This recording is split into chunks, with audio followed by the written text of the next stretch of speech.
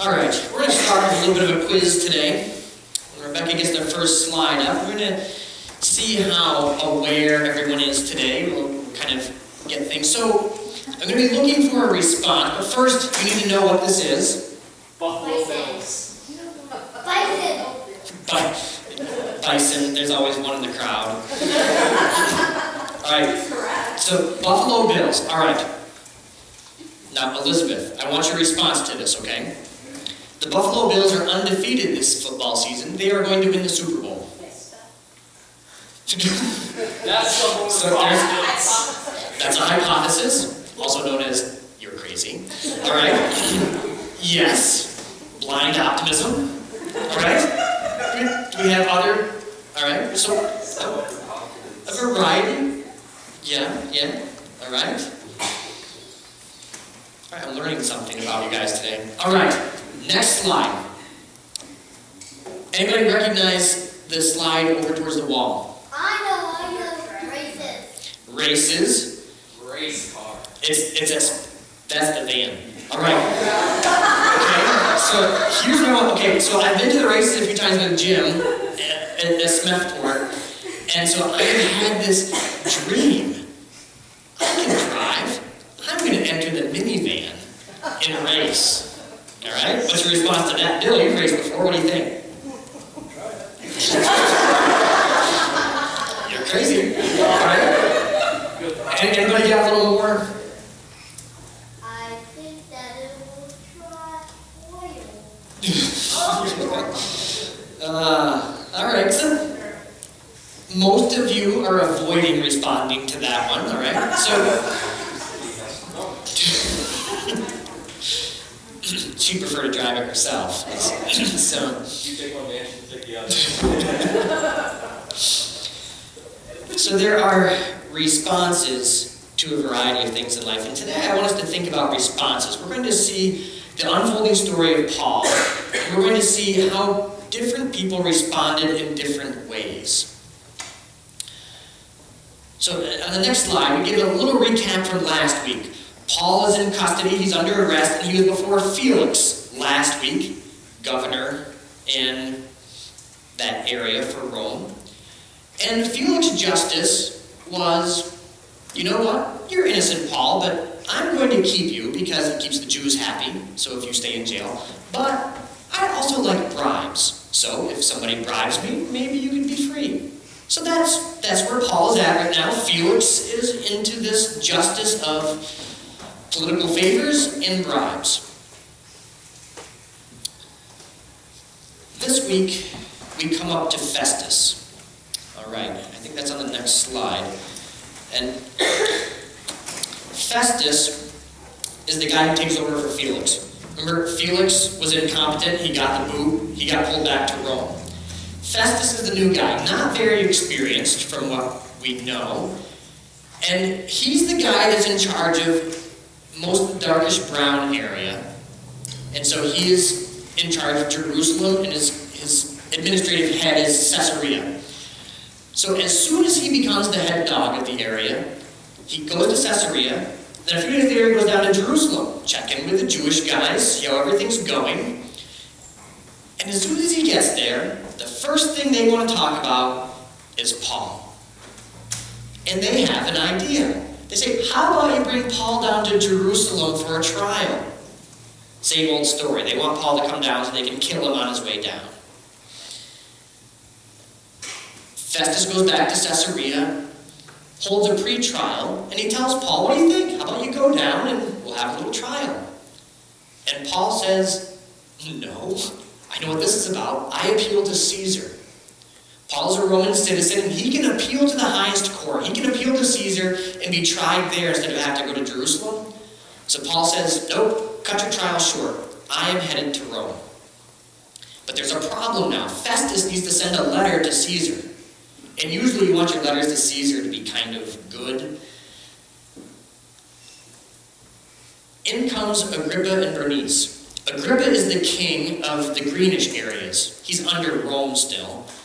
He doesn't have any say over Festus's area, but Agrippa has a Jewish background. And So Festus says, hey, Agrippa, how about you come and listen to this Paul guy and explain some things to me about Jewish law so I can write a letter. Now, a couple other things about Agrippa. Agrippa is the great-grandson of Herod the Great.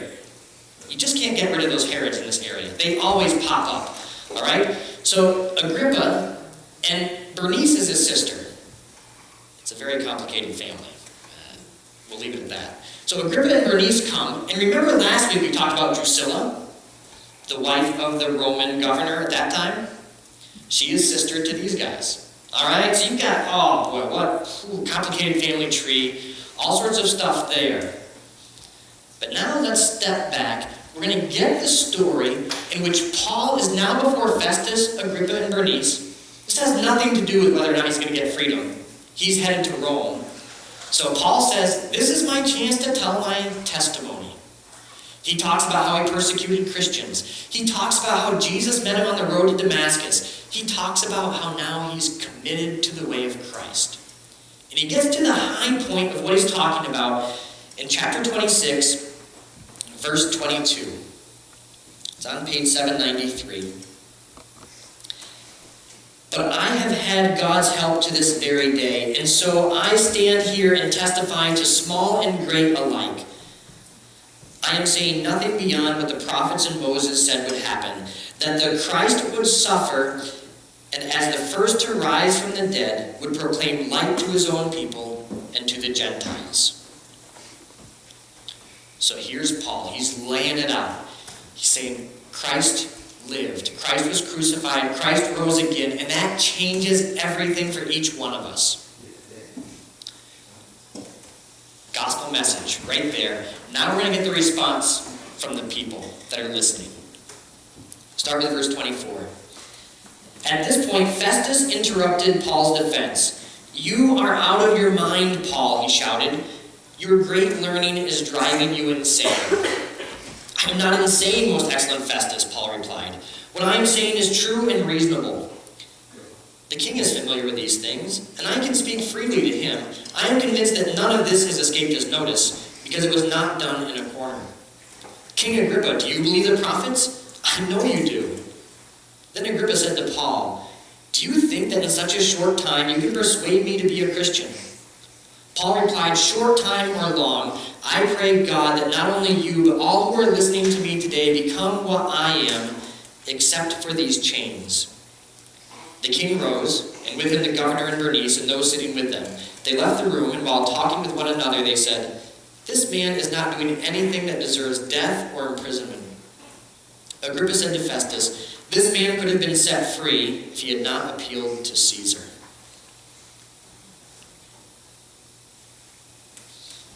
Variety of responses to the gospel message here. Let's take a look at them. We're going to take a look at them by looking at each character. So we're going to get Festus' response first. It's kind of clear, verse 24. Paul, you are out of your mind. You know, Festus, explain to me what's on your mind. You know, he's kind of straightforward with this. Paul, you're crazy. And I don't think that's that uncommon necessarily. Probably if Paul is just talking about God the Creator, that there's an intelligent designer out there, most people can kind of roll along with that. But when Paul got talking about Jesus Christ, the one who died for us, the one who saves us, the one who needs to be our forgiver and leader, got a little weird for Festus. And I think that we have a taste of that also. It's a lot easier to talk to somebody about there's a creator out there than you need to confess your sins and ask Jesus Christ to forgive us.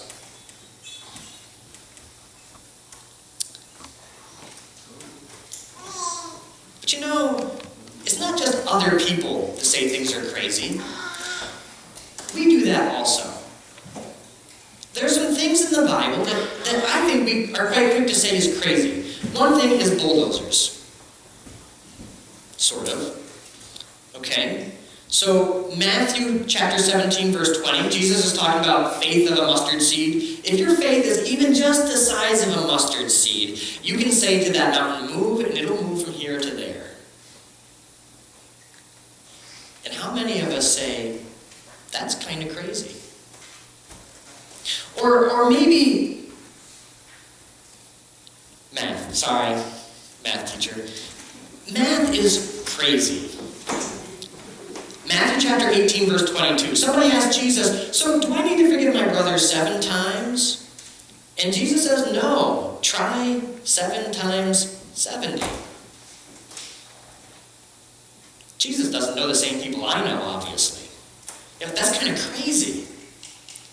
And so when we think about the responses of these people, these can be our responses to some things. Some of the things of God's claim on our lives, of having faith that God can do incredible, amazing things today around us. Of having forgiveness that is beyond what is possible on our own. Sometimes we respond by saying that's crazy. Next person is Bernice. Bernice's response, I've practiced this a little bit. I think that this was her response to the whole thing. Alright? I also practiced getting a little drool coming, but I'll spare you that one. You know, she doesn't respond. She's just like, as far as we can tell from what's recorded, she's kind of like, yeah, whatever. Next, what's for lunch? You know, they're just kind of letting things pass over. And you know, I think that's kind of a default for us also. Say you come to church and you hear an amazing sermon. There was a guest preacher that week. So you hear an amazing sermon about, I don't know, praying, reading your Bible, and you're like, wow, that really hit me. And then you get home, and the phone rings. Like, and somebody asks you to come over, some friends, and you're like, oh, yeah, that sounds good, and it's a good thing. But you forget about what happened that morning. Or maybe you get home and you look through the mail and bang, there's a bill there that you did not expect. You open it up, it's a whole lot bigger than you expected. Or maybe you go home, you find a red warm blanket and you fall asleep. Which is a good thing to do on a Saturday afternoon. But when you wake up, everything is gone. It's like a new start. Sometimes our default by accident is avoidance. Bernice heard those things during that trial, but as far as we can tell from her life example, commitment did not happen for her. It just sort of rolled on. One more guy is Agrippa. Now, Agrippa is under pressure. All right, get that little pressure cuff thing, pressure.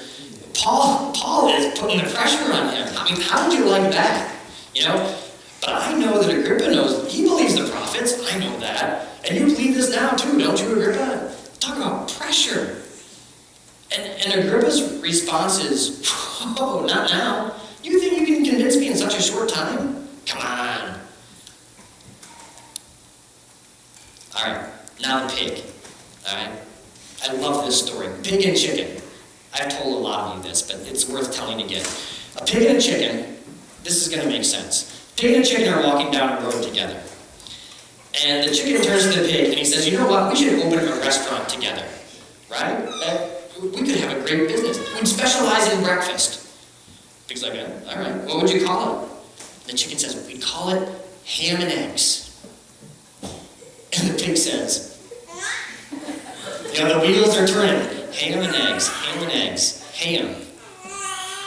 And the pig's like, I don't think I like this idea because I'd be committed and you'd just be involved.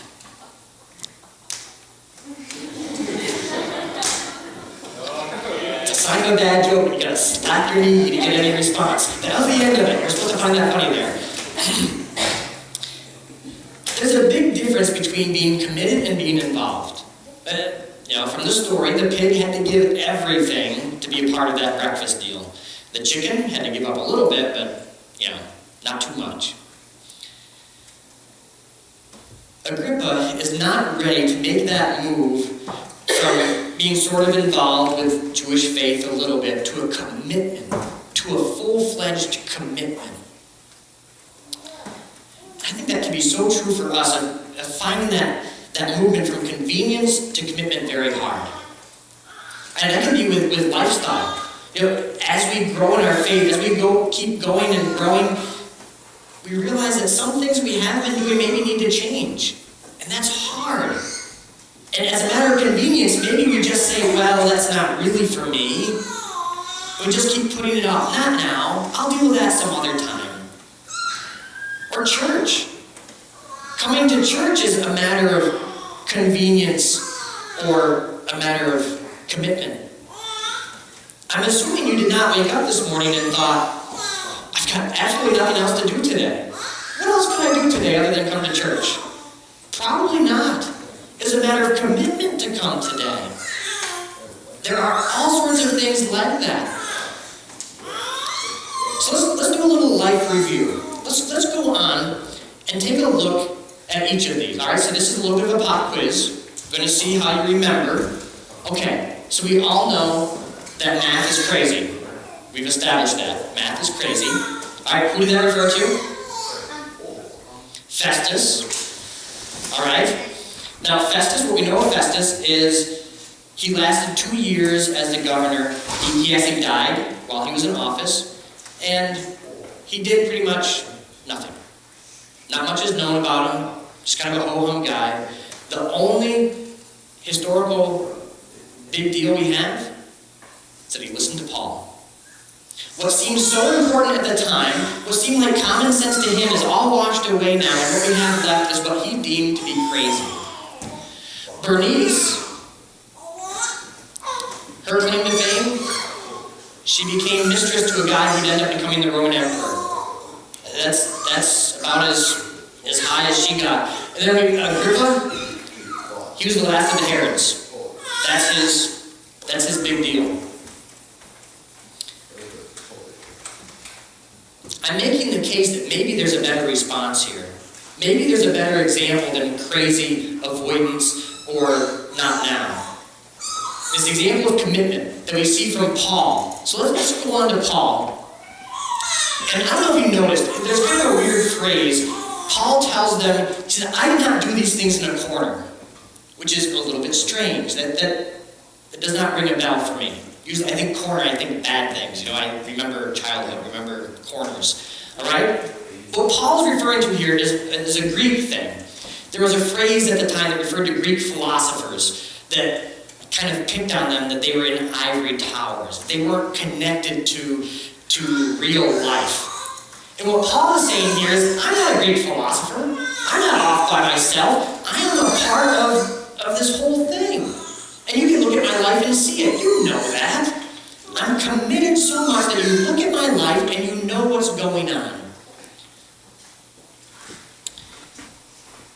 In many ways, Paul's life is a little bit like an example of a tandem bicycle. All right, we're going to try this out. Jesus pulls up with a tandem bike and says, how about you hop on the bike and we're going to go on a journey through life together. You can join me and go on this journey with me. What do you say? Are you ready? And so the first response, sort of the Festus response, is we can say, I've been practicing this one. Whatever. I tried. Alright, whatever. I'm not going to be caught being seen on that bike. There's going to be avoidance. It can be, I can't hear you, Jesus. I'm sorry, I can't hear you. Or not now. You know, I've got to buy new shoes, I've got to buy sunglasses, my shirt doesn't match your shirt, you gotta wait. Or it can be commitment.